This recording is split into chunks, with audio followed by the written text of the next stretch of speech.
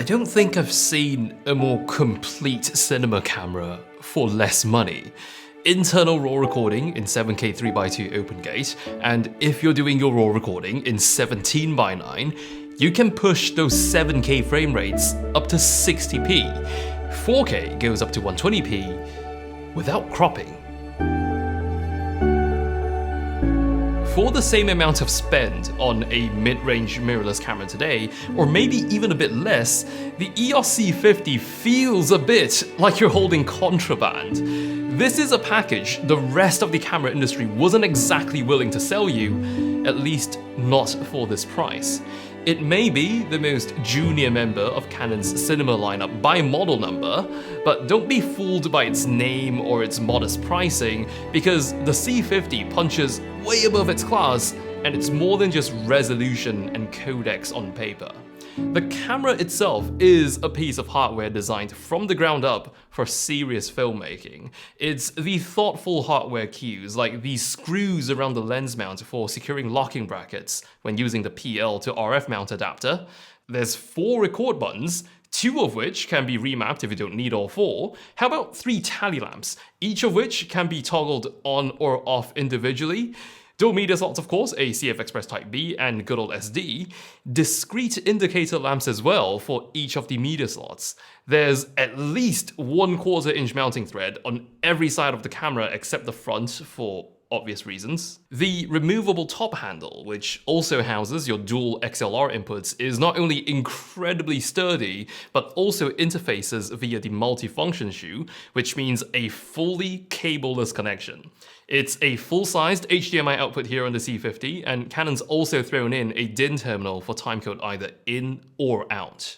There's a cooling fan with 1 exhaust and 2 intakes. I was shooting 7K RAW in direct sun and had 0 heat warnings. So undeniably built for pro video, but that dual menu system is still here on the C50, so you're not giving any of that hybrid potential up.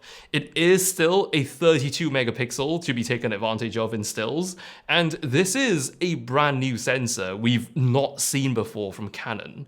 It also happens to be an absolute gem for video. We get to admire it in its entirety when shooting in 3x2. It's really got that large format cinema look to it, and before you ask, yes, anamorphic D-squeeze is available on the C50 as a monitoring feature, but let's get to the actually impressive things about this sensor.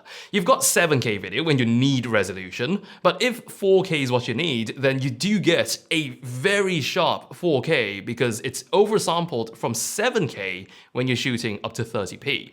Now, of course, the C50 can do more than 30p, but here's the impressive bit. Your field of view stays the same at 60p and even 120p.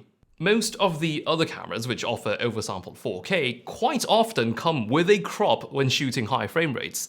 Even a very popular 12 megapixel sensor from a competing manufacturer still comes with a noticeable crop when doing 120p at 4K. The C50 really does tick every box.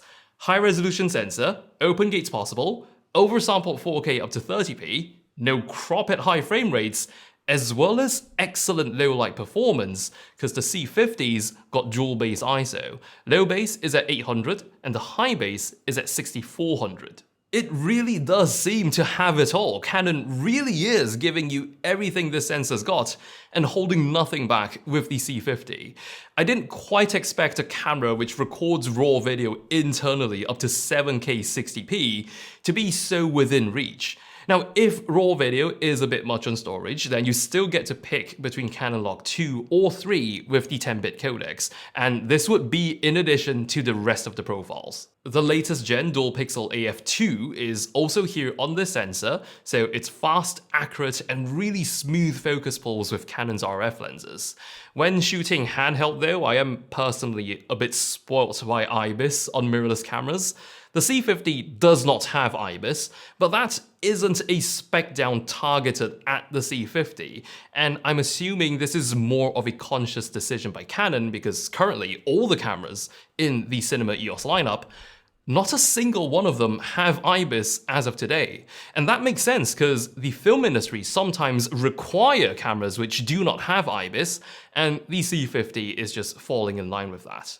There is digital IS though if you need a bit of help, and I do think that the ways the camera helps the user is really what sets a cinema camera aside from a camera that just so happens to record video.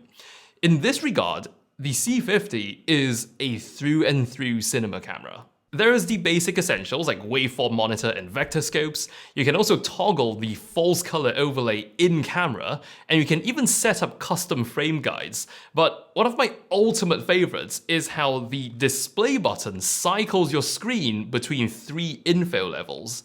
There's full info overlay, then a bordered view so the text stays outside of your frame, and finally a totally clean full screen view so it's just you and your image. So many of these were things you needed an external monitor for, but with the C50 it's all internal. Just bring your camera and you have it. The button layout's already optimized for video, but there's also a touch menu you can use for very direct access. It's also really well designed because the things they've kept on here are exactly the functions you need fast toggles for. My muscle memory from the C100 days still has me breezing through that deep menu, but an absolute luxury that did not exist back then is this simplified menu that's super legible, especially if you need a quick glance to check or change your most essential image settings.